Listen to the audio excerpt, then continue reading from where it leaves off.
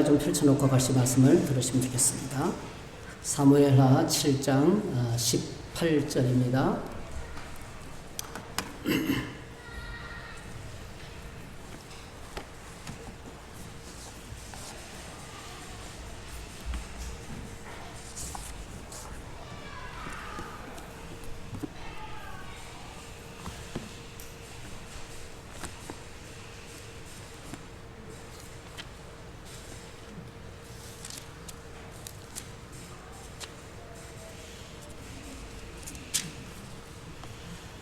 사무엘하 7장 오늘 18절에서 29절까지 보겠습니다. 같이 읽겠습니다.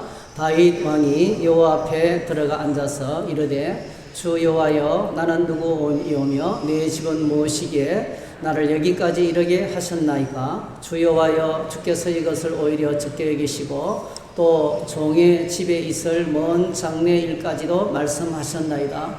주 여호와여 이것이 사람의 법이니이다. 주 여호와는 주의 종을 아시오니 다윗이 다시 주께 무슨 말씀을 하오리까. 주의 말씀으로 말미암아 주의 뜻대로 이 모든 큰 일을 행하사 주의 종에게 알게 하셨나이다. 그런즉 주 여호와여 이러므로 주는 위대하시니 이는 우리 귀로 들은 대로 주와 같은 이가 없고 주 외에는 신이 없음이니이다.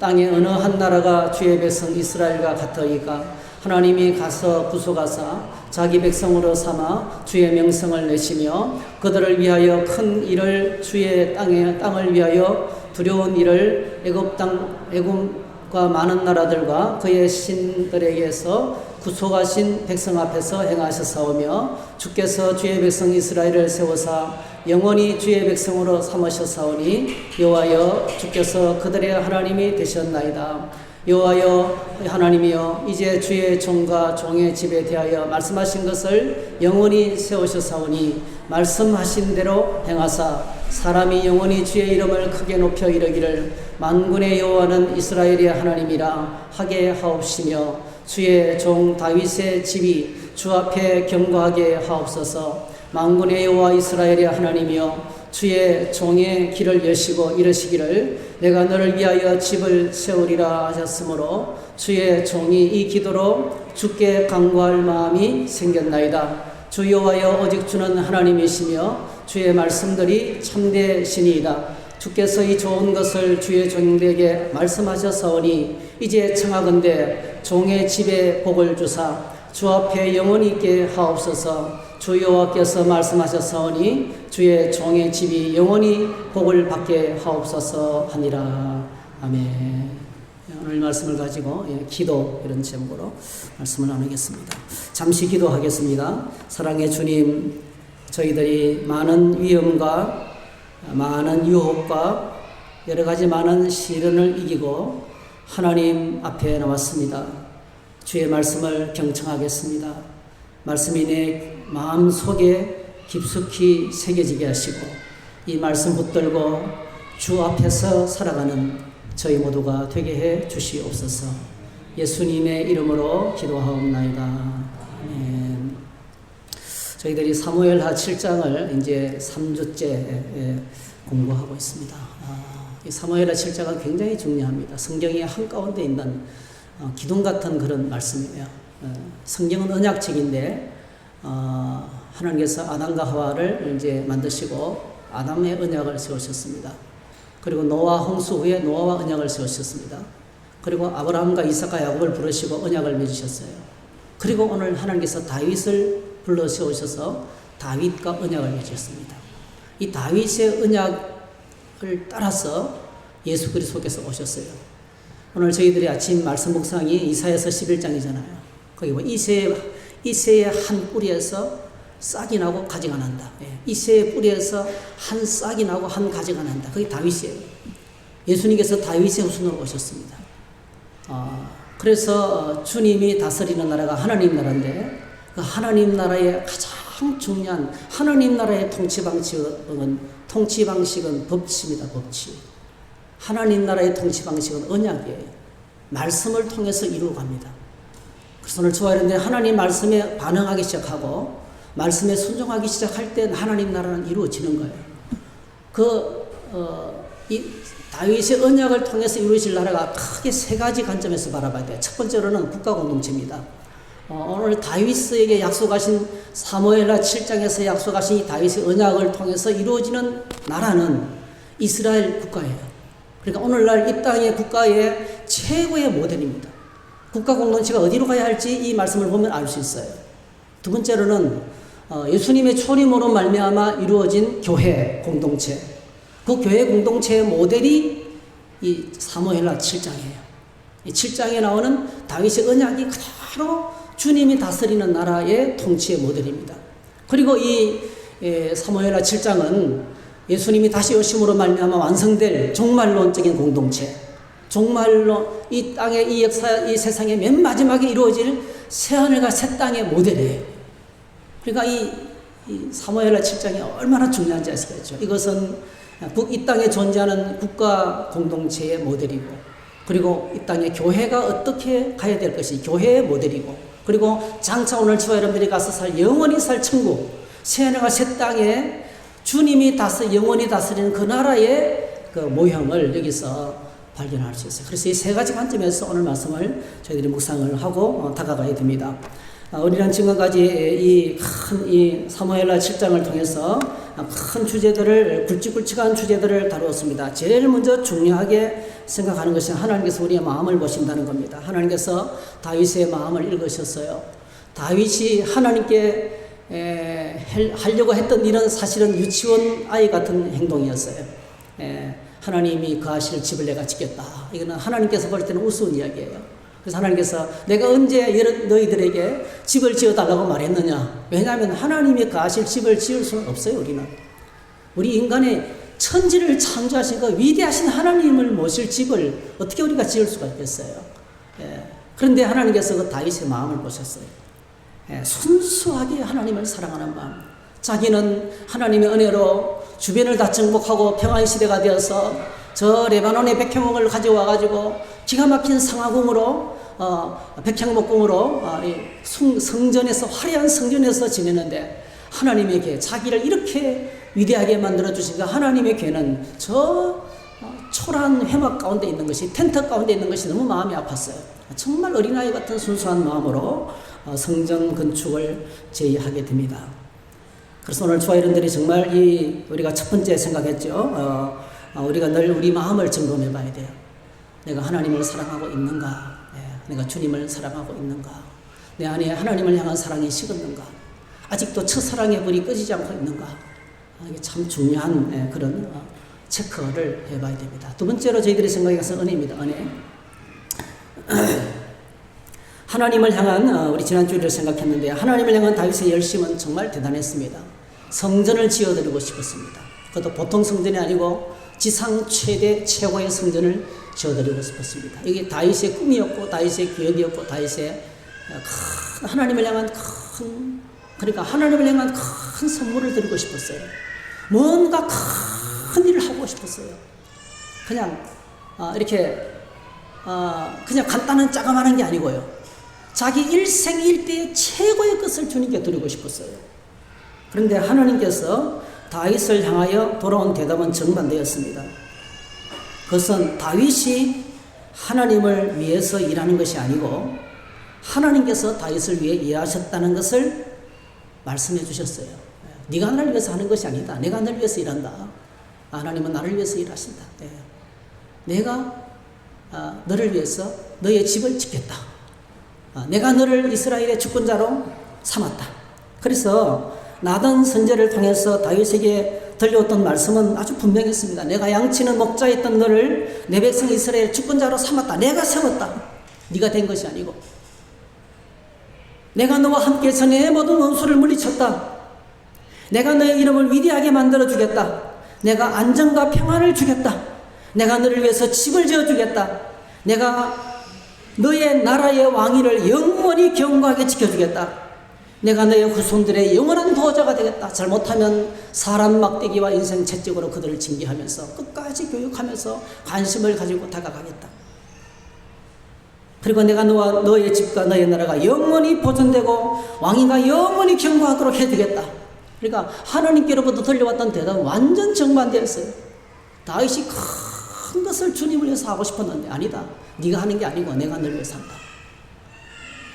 그래서 우리가 하나님이 나를 위해서 하신 것을 적어보고 또 되새김질 해보고 또 앞으로 하실 일을 기대하면서 그 은혜를 깨닫는, 하나님의 은혜를 깨닫는 것이 참 중요하다는 것입니다. 그래서 하나님께서 나를 위해서 일하셨다는 것을 깨닫는 것이 은혜입니다. 여러분, 착각은 자유입니다. 믿음이 식어지면 하나님께서 나를 위해서 하셨던 것은 새까맣게 잊어버리고 내가 하나님을 위해서 한 것만 남게 됩니다. 그래서 그게 종교적인 의죠. 우리 안에 있는 종교적인, 내가 얼마나 기도를 많이 했고, 내가 얼마나 헌금을 많이 했고, 내가 이 교회에서 얼마나 충성을 많이 하고, 내가 하나님 위해서 이렇게 많이 수고했는데 하나님 내게 돌아오는 게 뭡니까? 왜 사업이 어렵고, 내 건강이 어렵고, 내가 이런 문제를 만나야 되고, 내가 이런 것 속에서 사람들한테 시달켜야 되고, 고통을 당해야 됩니까? 그럼 괴로워서 못 살아요. 혈압이 올라가요. 몸에 병이 생겨요. 얼마나 불행한지 몰라요. 종교적인 의에 사로잡히면 마음에 기쁨이 없고 평강이 없습니다. 대신에 분노가 일어나고 판단하고 정죄하고 미워하게 되고 이런 마음이 찾아오게 되는 것입니다. 여러분, 오늘 저와 여러분들이 하나님이 내게 주신 은혜를 날마다 깨닫게 되시기를 주의 이름으로 축복합니다. 예수 그리스도의 은혜를 묵상하시기 바랍니다. 그는 근본 하나님의 본체시나 날 위해서 영광의 보좌를 버리고 오셨습니다. 참 쉽지 않습니다. 나와 똑같은 사람을 찾아가는 것도 어려워요. 근데 연약한 사람, 보잘것없는 사람 찾아가서 격려하고 위로하고 그의 친구가 되는 것이 얼마나 어려운지 몰라요. 사실은 굉장히 어렵습니다. 부족한 사람들을 섬기는 것 쉽지 않습니다. 높은 사람 섬기는 건 쉽죠. 깍듯하게 예스, 예? 섬길 수 있어요. 근데 부족한 사람을 섬길 수 있는 건 참 어렵습니다. 여러분, 예수 그리스도께서는 영광의 보좌를 버리시고 이 땅을 찾아오셨어요. 진리를 가르치시고 병든 자를 치료하시고 천국을 전파하시면서 하나님 나라 백성으로 나를 받아주셨습니다. 십자가에 죽으시고 부활하시고 성천하시고 보혜사 성령을 보내주시고 전부 다 우리를 위한 거예요. 십자가에 죽으심도 부활도 성천도 보혜사 성령을 보내주심도 전부 다 우리를 위한 거예요. 우리를 구원하시기 위해서. 그리고 세상 끝날까지 나와 함께 하시고 우리를 영원히 행복한 나라 천국으로 인도하실 거예요. 하나님이 내게 하실 거예요. 이 모든 일을 이루시면서 우리를 위해서 요구하시는 것은 딱 하나밖에 없습니다. 믿음입니다. 믿음만을 요구하시는 겁니다. 오직 하나님의 은혜인 것입니다. 장마철을 통해서 들려오는 무서운 소식을 듣습니다. 중국의 홍수로 인해서 5천만 명이나 되는 이재민이 발생하고 코로나까지 겹쳐서 이게 집단 생활이 얼마나 힘들겠어요. 물을 막는 불도저가 떠내려가고 몇 배는. 참 그 장면을 보니까 얼마나 끔찍한지. 부산에도 물난리가 나서 지하도에서 차량이 침수되고 사람들이 죽고 무서운 홍수 소식을 듣습니다. 제가 이런 것을 묵상하면서 우리가 정말 기도하며 구할 하나님의 은혜가 뭔가. 비가 나고 바람이 불고 창수가 나고 우리 인생에 시련이 몰아닥쳐도 결코 흔들리지 않는 하나님의 은혜. 우리 믿음이 흔들리지 않는 그 은혜를 우리가 구해야 되겠다는 생각을 해보게 됩니다. 어떤 상황에 요동치지 않는, 누가 뭐라 그래도 하나님의 은혜 위에 서 있는, 예수 그리스도의 십자가의 은혜 위에 서 있는 우리가 되어야 돼요. 코로나가 위협하고, 여러분, 이런저런 시련이 와도 그 시련에 흔들리는 것이 아니고요. 누가 무슨 말을 할 때 흔들리는 것이 아니고요. 오직 예수 그리스도만을 바라보고. 여러분, 사람들은 별 수 없어요. 우리가 인생을 살다가 배우는 큰 진리가 있잖아요. 믿는 도끼에 발등 찍힌다고요. 여러분, 우리 안에 믿을 사람 누가 있어요? 아무도 없어요. 나도 내 자신도 못 믿습니다. 나도 믿을 수가 없어요. 내 마음이 조변석계입니다. 믿을 수 있는 인생이 하나도 없습니다. 그러니까 사람을 믿고 시험 받는 것 자체가 잘못된 거예요. 왜 시험을 받습니까? 예수 그리스도만을 믿어야 되는데 다른 것을 믿을 수 없는 존재를 믿었다는 거예요. 우리는 서로 사랑하고 격려하고 위로하고 용서하고 이해해야 될 대상이지 신뢰의 대상은 아닙니다. 여러분. 그래서 오늘 저희들이 내 주변에 펼쳐지는 세상을 바라보면서 낙심하고 좌절할 필요가 없는 거예요. 그거는 처음부터 믿음의 대상이 아닙니다. 여러분. 믿을 만한 존재가 아니기 때문에 그렇습니다. 그래서 시험 받지 마셔야 돼요. 사람들의 말에 흔들리지 마셔야 됩니다. 은혜 위에 굳건하게 서 있어야 됩니다.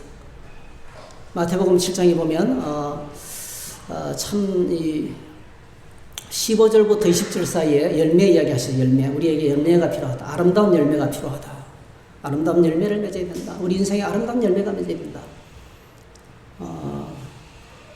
박원순 시장이 자살했죠. 그의 인생의 캐치프레이즈가 아름다운 것입니다. 아름다운 인생.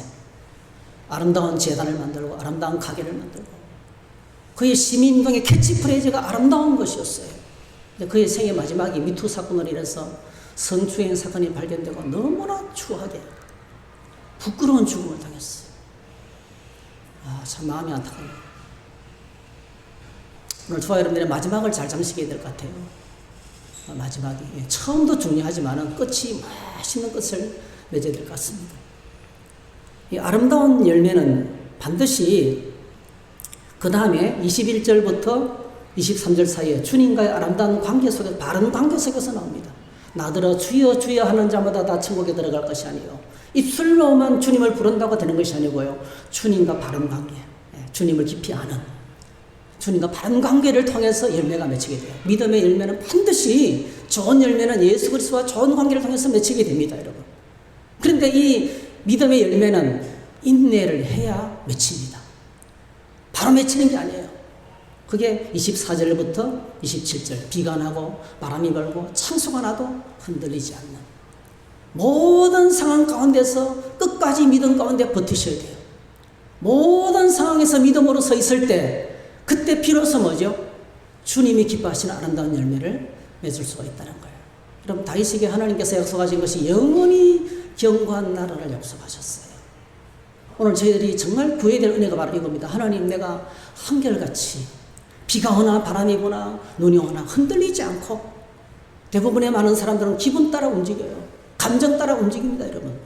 신앙생활은 그게 아니에요. 신앙생활은 하나님을 향한 은혜 위에 비가 오나 바람이 부나 흔들림 없이 한결같이 내 자리를 지키면서 예배하고 기도하고 섬기면서 그 일을 감당하는 거예요. 그렇게 할 때 아름다운 열매를 맺을 수 있다. 그래서 오늘 우리가 이 은혜를 좀 구해야 되겠다.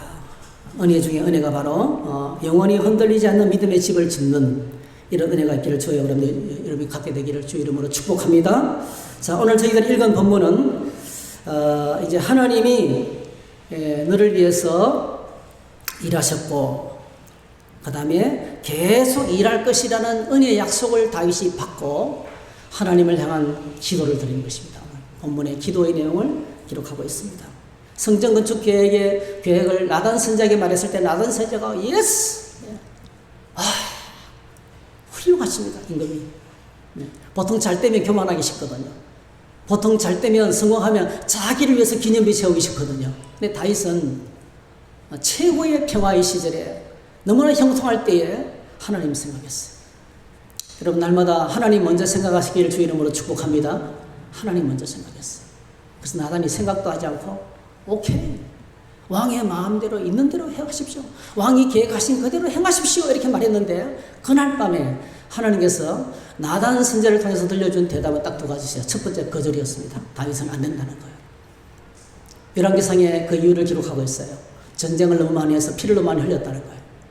너무 많은 전쟁을 치른 왕이 성전을 짓는 것은 어울리지 않는다. 그러니까 중요한 것은 오늘 저와 여러분들의 삶이 참 중요한 거예요. 저와 여러분들의 삶이 참 중요합니다. 절대로 이 싸움과 다툼을 통해서는 하나님의 집을 지을 수가 없다는 거예요. 그래서 다윗이 거절당합니다. 너는 안 된다. 거절을 당했습니다. 두 번째로 내가 너를 위해서 일해왔지만 계속 일하겠다. 은혜의 약속입니다. 앞으로 계속해서 너를 위해서 일하겠다. 하나님은 나를 위해서 계속해서 일하신다. 그 음성을 들었습니다. 이 음성을 듣고 다윗이 하나님을 향해서 반응했어요. 거기 바로 오늘 우리가 함께 읽었던 18절부터 29절 사이의 기도인 것입니다. 제일 먼저 다윗은 하나님을 향해서 감사를 드렸어요. 감사. 18절 보세요, 여러분. 여러분 성경을 펼치고 계시죠? 열왕기상 7장 18절. 18절 보시면 이렇게 되어 있습니다. 미안합니다. 다윗 왕이 여호와 앞에 들어가 앉아서 이르되 주 여호와여 나는 누구이오며 내 집은 무엇이기에 나를 여기까지 이르게 하셨나이까. 주 여호와께서 주께서 이것을 오히려 적게 여기시고 또 종의 집에 있을 먼 장래 일까지도 말씀하셨나이다. 주 여호와여 이것이 사람의 법이니이다. 주 여호와는 주의 종을 아시오니 다윗이 다시 주께 무슨 말씀을 하겠습니까? 주의 말씀으로 말미암아 주의 뜻대로 이 모든 일을 이 큰 일을 행하사 주의 종에게 알리게 하셨나이다. 그러면서 하나님을 향해서 큰 감사의 고백을 합니다. 하나님의 말씀을 들으니 다윗의 마음속에 은혜가 더 크게 와닿았어요. 하나님의 은혜를 생각하고 살았어요. 근데 나단의 대답을 들으니까 하나님께서 다윗을 생각하시는 은혜가 더 크게 다가왔습니다. 더 엄청나게 크게 다가왔습니다. 그래서 다윗이 하는 말의 내용을 요약하면 하나님이 하신 말씀과 하나님이 하실 계획에 나는 더 이상 할 말이 하나도 없다는 거예요. 완벽하게 주님이 나를 생각하시기 때문에 드릴 말씀이 없다는 거예요. 여러분, 우리를 향한 하나님의 생각, 저와 여러분을 향한 하나님의 계획은 완벽합니다. 더하거나 뺄 게 하나도 없습니다. 주의 종에게 하나님이 앞으로 하실 일들을 미리 알게 해주신 것만 생각해도 그저 은혜와 사랑과 감사뿐입니다. 이렇게 하셨어요. 하나님을 향해서 나갈 때 최고의 예배는 감사합니다. 감사. 오늘 설해본 안에 눈만 감고 주님의 말씀을 묵상하며 하나님 보좌 앞에 나갈 때 이 감사가 밀려오기를 축복합니다. 시편 말씀에 보면 다윗이 고백했던 고백이 시편 50편에 보니까 내가 수소의 고기를 먹으며 염소의 피를 마시겠느냐. 이게 형식적인 예배가 아니라는 거죠. 예배 횟수가 중요한 것이 아니라는 거죠. 14절 감사로 하나님께 제사를 드리며 지존하신 이에게 내 소원을 갚으며 환난 날에 나를 부르라. 내가 너를 건지리니 내가 나를 영화롭게 하리로다. 감사로 하나님께 제사를 드리는 자가 하나님을 영화롭게 한다. 시편 50편 23절 감사로 제사를 드리는 자가 나를 영화롭게 하나님 했어요. 하나님이 기뻐하시는 예배는 감사합니다. 예배 시간만 감사하는 게 아니죠. 은혜에 감사하며 살다가 거룩한 주일날 와서 예배하면서 주님 앞에 말씀을 펼치고 기도할 때마다 하나님 보좌 앞에 나아갈 때마다 하나님 감사합니다. 감사의 고백을 드리는 것이 하나님을 기쁘시게 하는 예배다. 다윗은 제일 먼저 감사를 드렸어요. 두 번째 다윗은 하나님을 찬양했습니다. 찬양했습니다. 22절에서 24절 감사한 마음으로 충만한 다윗은 하나님을 높여드립니다. 주 여호와여 주는 위대하십니다. 주와 같은 이가 없습니다. 주 외에는 다른 신이 없습니다. 그리고 이제 하나님이 하신 일을 고백합니다. 이스라엘을 선택하시고 죄와 사망의 권세에서 구속해 주시고 영원히 주의 백성 삼아주신 주님을 찬양합니다. 이게 바로 뭐죠? 이게 하나님의 위대하신 전능하심과 하나님의 구속하신 구원의 큰 일을, 여러분 하나님이 하신 큰 일은 딱 두 가지예요. 창조와 구원입니다. 창조. 요한계시록에서 하나님을 찬양하는 큰 찬양의 제목은 창조하신 전능하신 하나님, 구원하신 은혜로운 하나님, 이 두 가지예요. 창조와 구원의 하나님을 찬양을 올려드렸습니다. 여러분 진정한 찬양이 온전한 예배입니다. 꼭 기억하시면 좋겠어요. 찬양은 어떤 순서를 위한 준비 단계가 아닙니다. 기도하기 전에 부르고 말씀 듣기 전에 부르고 헌금할 때 부르고 아니에요. 어떤 순서를 위한 하인이 아닙니다. 제가 이렇게 말씀을 전하는 목적도 하나님을 찬양하는 거예요. 하나님을 높여드리기 위한 거예요. 찬양이 예배의 목적입니다. 천국에서 영원히 계속되는 예배는 찬양의 예배예요. 성령 충만한 예배자, 성령 충만한 예배자를 향해서 이렇게 에베소서 5장에 말했습니다. 술 취하지 말라 이는 방탕한 것이니 오직 성령으로 충만함을 받으라. 그러면 뭐가 나타납니까? 시와 찬송과 신령한 노래들로 서로 화답하며 너희의 마음으로 주께 노래하며 찬송하며 범사에 우리 주 예수 그리스도의 이름으로 항상 아버지 하나님께 감사하며 그리스도를 경외함으로 피차 복종하라. 이게 가능해집니다. 시와 찬미와 신령한 노래. 오늘 저와 여러분의 삶 속에 이 찬양이 회복되기를 축복합니다.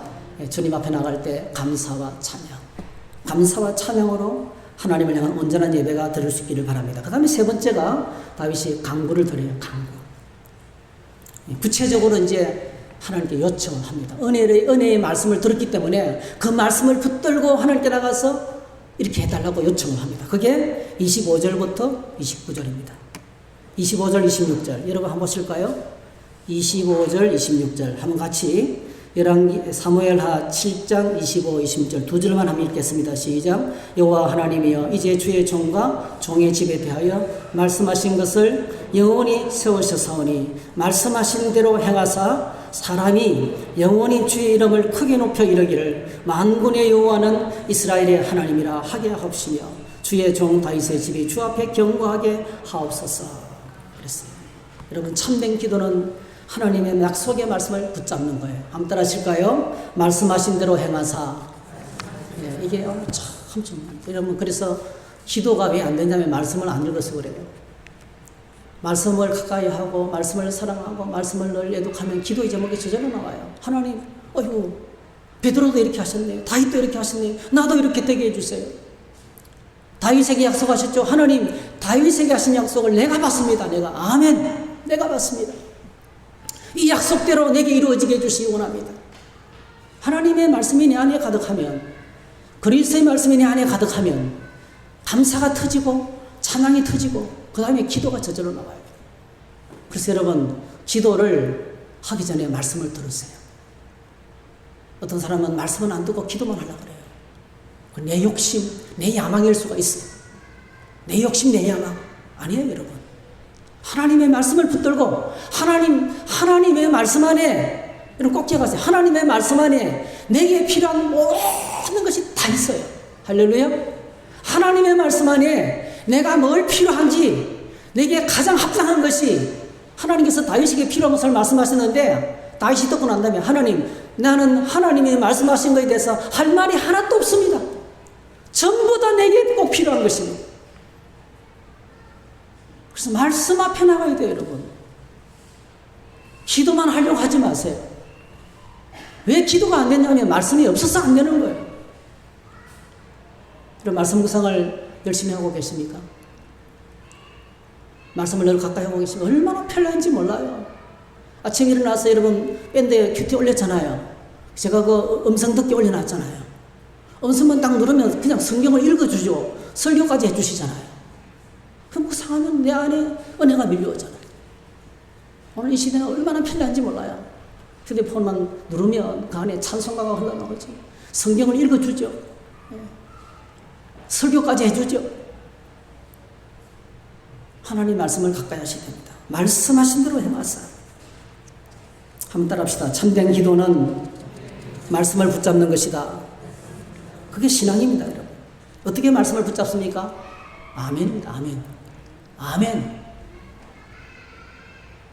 이 말씀이 내게도 이루어지기를 원합니다. 아멘. I agree. 저도 이렇게 되기를 원합니다. 저도 이렇게 되기를 소원합니다. 그게 아멘입니다. 말씀 읽을 때 여러분 크게 안 해도 가시면 괜찮아요. 하나님 말씀을 읽고 묵상하면서 아멘을 하십니다. 아멘으로 붙잡는 겁니다. 신앙생활은 말씀 붙들고 살아가는 것이 신앙생활. 아무리 강조해도 지나치지 않습니다. 두 사람이 생각나요. 하나는 왕의 신앙. 요한복음 4장에 나오는 왕의 신앙. 전반부에는 한 가난한 그 사마리아 성에 아주 천한 여인을 주님께서 만나셨는데 이제 갈릴리 가나에서 가버나움에서 왕의 신하의 아들이 병들어 죽게 됐는데 자기 아들이 죽어가는 걸 보고 예수님이 오셨다는 소식을 듣고 말을 달려서 가나까지 왔어요. 그리고 예수님 앞에 납작 엎드리면서 왕의 신하가 내 아들을 좀 살려달라고 간청을 합니다. 그때 주님께서 이 왕의 신하를 책망하시면서 하신 말씀 요한복음 4장 50절 예수께서 이르시되 가라 내 아들이 살아있다. 가라 내 아들이 살아있다. 주님의 입에서 말씀이 울려 퍼졌습니다. 주님의 입에서 하나님의 말씀이 선포되었습니다. 가라 내 아들이 살아있다. 자, 이 말씀에 대해서 왕의 신하가 예수께서 하신 말씀을 믿고 갔습니다. 얼마나 갈등이 되었을까요? 저런다고 될까?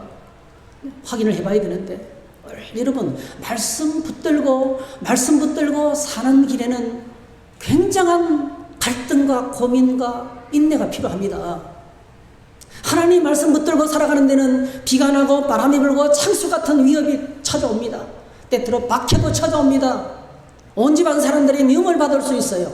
직장 사람들의 눈에 가시가 될 수도 있어요.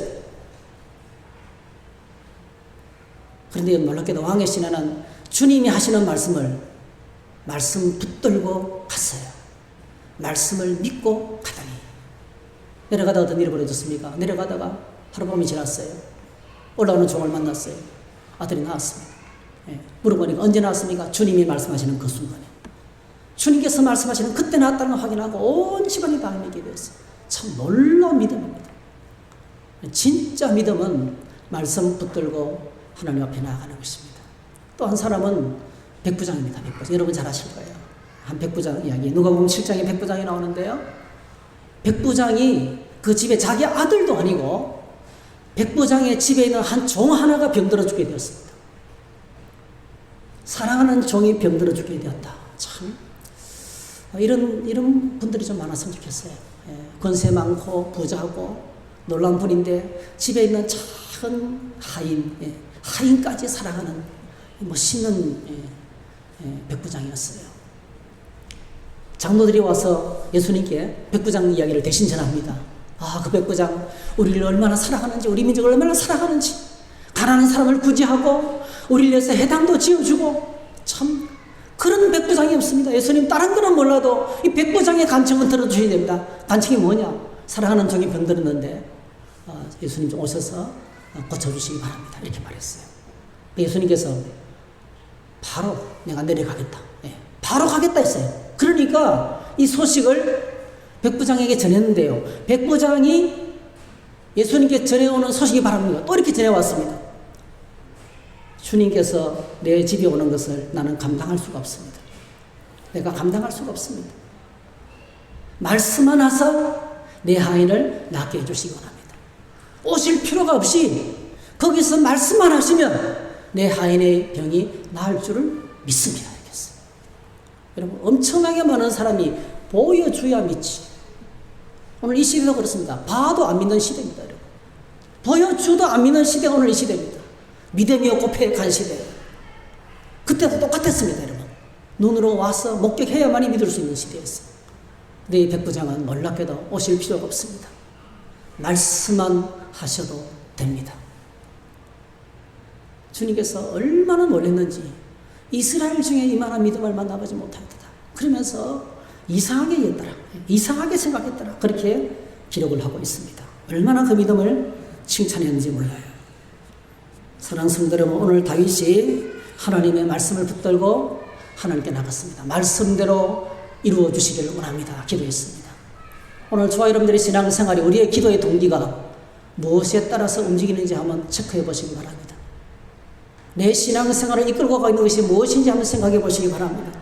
사상 때문에, 전통 때문에, 사람 때문에, 돈 때문에, 성공 때문에, 개인적인 야망 때문에 내 신앙이 이끌고 가고 있습니다. 그것이 내 신앙을 이끌고 가고 있는 동기가 될 수 있어요.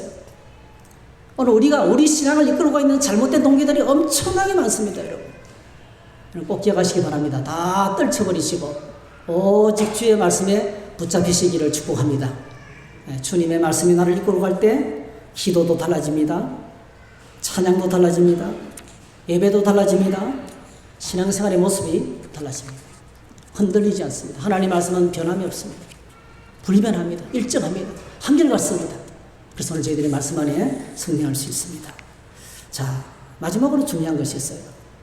오늘 이 말씀에서 다윗이 감사를 올렸어요. 찬양을 올렸어요. 간구를 했어요. 마지막으로 제일 중요한 게 남았어요. 다윗이 하나님 앞에 겸손했다는 거죠. 이 기도를 올려드리면서 그저 땅에 납작 주저앉아 있는 다윗의 모습을 발견할 수 있어요. 오늘 기도의 내용을 읽으면 절절히 나오는 표현이 있어요. 하나님을 그냥 부르지 않고요. 주 여호와여, 주라는 단어입니다. 주, 마스터. 그리고 자기를 볼 때는 주의 종 이랬어요. 절마다 나와요. 절마다. 주 여호와여, 주의 종이. 완전히 대조적입니다. 종은 저 밑에 있는 자예요. 주는 저 높은 곳에 있는 온 세상 만물의 주인이십니다.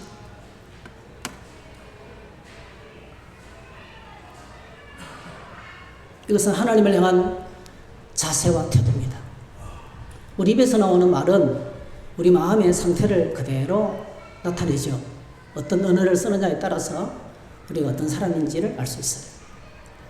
그래서 내 마음이, 내 자세가 하나님 앞에서 어떤 자세로 나아가야 될지를 체크해야 돼요. 오늘 다윗은 하나님 앞에 정말 겸손하게 나갔습니다. 제일 중요한 것 같습니다, 여러분. 어거스틴이 말했어요. 기독교인의 등만 가운데서 첫째도 겸손, 둘째도 겸손, 셋째도 겸손이었어요. 겸손보다 중요한 것이 없다는. 왜 그렇습니까? 하나님께서 겸손한 자에게 은혜를 주시기 때문에 그렇습니다. 하나님 교만한 자를 물리치시기 때문에 그렇습니다. 겸손하면 그저 은혜가 다 돼요. 내가 조금 높은 데 올라가 있으면 판단하기 시작하면요, 은혜가 하나도 안 됩니다. 높은 곳에 올라가 있으면 은혜가 안 돼요. 겸손하게 하나님 앞에 앉아야 됩니다. 하나님 앞에 무릎 꿇어야 됩니다. 마음의 허리를 동아리고, 무릎을 꿇고 겸손하게 보좌 앞에 나가면 비로소 하나님 은혜가 내게 넘칩니다. 은혜 위에 은혜가 넘치게 되는 것입니다. 여러분, 물리학에서 사실 오늘 이 다윗을 생각하면 다윗은 저는 그런 생각이 들어요. 교만해도 될 사람이에요, 사실은요. 모든 원수를 다 멸했죠. 나라를 통일시켰죠. 세계를 지금 다스리고 있잖아요. 교만해도 돼요. 교만해도 누가 큰 소리 방방 쳐도 누가 잘못됐다고 말할 사람 하나도 없어요. 또 그럴만해요. 근데 이 최고의 왕이 하나님 앞에 어린아이처럼 납작하게 엎드려서 은혜를 구하는. 그래서 여러분, 하나님 나라 앞에서는 겸손한 자가 더 위대합니다. 자기를 낮추는 자가 하나님께서 높여주신다 하시는데 그게 바로 은혜가 임하는 방식인 것입니다. 물리학에서 위치 에너지가 있죠. 물은 항상 높은 곳에서 낮은 곳으로 떨어져요. 이번에 홍수를 통해서 보잖아요. 무섭습니다. 이 위치 에너지를 이용해가지고 낙차가 클수록 더 많은 전기가 발전되고 더 많은 빛을 공급해 줄 수 있어요. 여러분, 세상에서 다 여러분들이 다 높은 사람이 되시기를 축복합니다. 높은 자리에 있는 분들이 교회 와서 청소하시고 이렇게 어린아이들 섬기시고 신발장 정리하고 코 올리게 아이들 뒷바라지 하시고 사장님 사모님들이 식당에 들어가서 땀 흘려서 막 일하고 섬기시고. 여러분, 이렇게 높은 자들이 낮은 자리에서 섬기면 그 영향력이 엄청납니다. 엄청난 영향력을 끼칩니다. 그게 세상을 향한 정복이에요. 영향력을 주는 거죠. 선한 영향력을 주는 것입니다.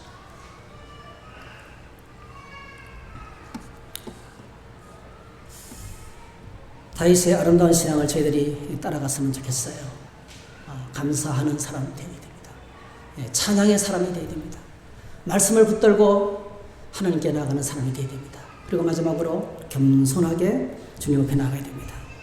이 혼돈, 세상이 참 혼돈합니다. 우리가 다윗을 통해 주신 언약이 우리 가슴 속에 살아있어야 돼요. 내가 너와 함께 하겠다. 내가 너의 부모가 되겠다. 내가 너를 통해서 하나님 나라를 이루겠다. 하나님 나라의 통치가 영원히 이루어지게 될 것이다. 이 땅의 국가도 다윗 왕국처럼 되고 우리가 섬기는 교회 공동체도 하나님이 통치하시는, 주님이 다스리시는 이 왕국이 되고 장차 오실 새하늘과 새 땅도 주님이 영원히 다스리는 그 나라가 되고, 이 다윗 언약의 비전이 우리 안에 살아있어요. 이 비전을 갖고, 이 소망을 갖고 저와 여러분들 주님을 섬기고 겸손하게 하나님께 나아가는 저와 여러분 되시기를 주의 이름으로 축복합니다. 할렐루야. 기도하겠습니다. 하나님 아버지, 감사합니다.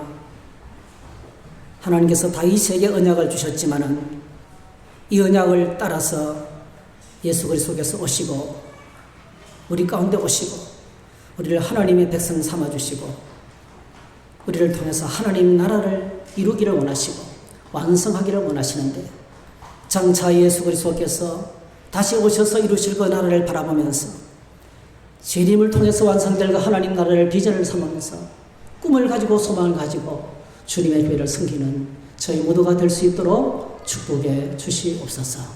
함께해 주시기를 소원하고 예수님의 이름으로 기도하옵니다.